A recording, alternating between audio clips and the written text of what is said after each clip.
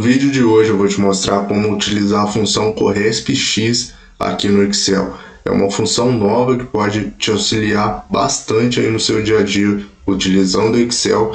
Então se liga no vídeo. Se você não me conhece, eu sou o Edson e hoje eu vou te mostrar como utilizar essa função aqui no Excel. Então eu tenho uma tabelinha aqui com alguns valores, o status e a marca. E aqui do lado, se eu digitar, por exemplo, 30.000, olha só, ele retorna a posição desse valor e a marca. Porém, tem alguns critérios que eu utilizei aqui nessa posição e é justamente isso que eu vou te explicar aqui hoje. Então, por exemplo, até 20.000 o status é ruim, até 35.000 é regular e assim por diante. E aqui eu tenho as marcas na terceira coluna. Então, vou apagar essa função aqui. E aí a gente vai fazer do zero a partir de agora. Então eu vou digitar aqui, por exemplo, igual CORRESP-X, vou abrir o parênteses, vai estar em inglês aqui justamente porque é uma função nova. Então dependendo da sua versão do Excel, ainda não vai estar disponível para você, dependendo aí da data que você esteja vendo esse vídeo. Então CORRESP-X, essa primeira opção aqui de critério, é o valor que eu quero pesquisar. Então eu quero pesquisar o 30.000, ponto e vírgula, e na matriz que é a primeira coluna. Então eu vou selecionar a primeira coluna onde eu tenho os valores. E aí, olha que interessante. Quando eu pressionar ponto e vírgula, ele vai abrir vários critérios aqui para mim. O primeiro deles, que é o zero, eu vou procurar a correspondência exata. Ou seja, se eu digitar zero e fechar o parênteses, ele vai procurar exatamente o 30.000. Se ele não encontrar, vai dar hashtag N/D. Então, se eu vir na minha planilha e colocar 30.000, ele vai retornar que é a segunda posição. Bom, eu vou pressionar Ctrl Z e entrar nessa fórmula novamente. Para mim entrar na fórmula, eu pressiono F2 no meu teclado, e aí eu entro na fórmula e vou apagar aqui. E agora vamos verificar essa correspondência aqui, ó, -1. Essa correspondência aqui significa correspondência exata, o próximo item menor. Então como assim? Se eu digitar -1 aqui e pressionar Enter, ele vai trazer a primeira posição. Por quê?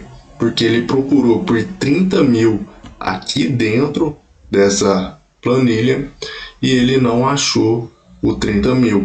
Então ele retornou a posição do menor valor que vem abaixo aqui do 30.000, que é o 20.000 aqui que está na primeira posição. Se eu procurar, por exemplo, por 70.000, ele vai retornar a posição 5. Por quê? Porque 70.000 não tem. E o valor abaixo de 70.000, o primeiro valor abaixo é o 60.000, que está na quinta posição.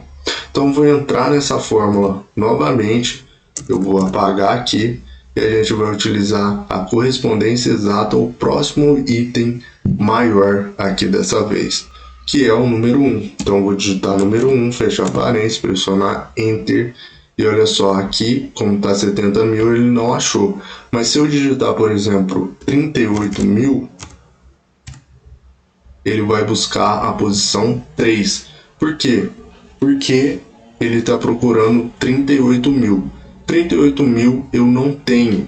Porém, o próximo valor acima de 38.000, aqui na minha planilha, é o 45.000, que está na terceira posição. Por isso ele retornou aqui o 3. Então, se eu entrar mais uma vez nessa fórmula, apagar aqui, eu vou ter depois aqui a correspondência de caractere coringa.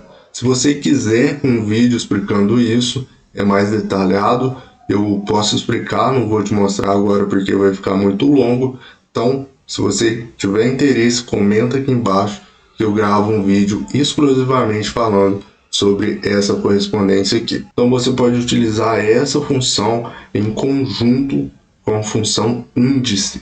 Então como que eu faço? Ó, igual índice, lembrando que eu tenho que digitar o acento agudo para puxar essa função, vou abrir o parênteses, ele vai pedir a matriz. Essa matriz aqui é onde se encontram os valores que eu quero ter como resposta. Eu quero saber o nome da marca. Então eu vou selecionar a coluna que contém a marca, ponto e vírgula, e no número da linha eu vou selecionar aqui a posição 3.